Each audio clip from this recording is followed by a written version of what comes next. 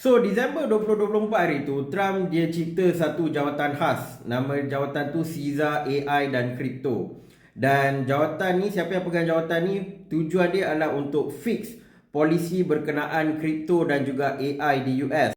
Orang yang dia lantik, nama dia adalah David Sachs. Dan dia adalah daripada Silicon Valley punya industri lah. Billionaire, tech billionaire. Dan yang lagi penting, dia adalah sebahagian daripada PayPal Mafia, satu geng dengan Elon Musk dengan Peter Thiel. Kalau Peter Thiel sekarang ni sejak perang ni dia sibuk buat ceramah pasal Dajjal. So waktu Disember 2024, waktu Trump lantik dia, memang semua orang rasa wow, orang yang sepatutnya kena masuk dalam kripto dan AI, dia akan guide kripto, AI dan sebagainya.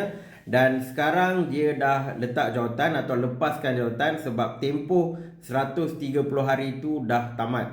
Tapi kan, dia punya contribution sepanjang 130 hari ni memang mantap. Bitcoin jatuh 40%, Clarity Act tu masih lagi sangkut, tak diluluskan lagi.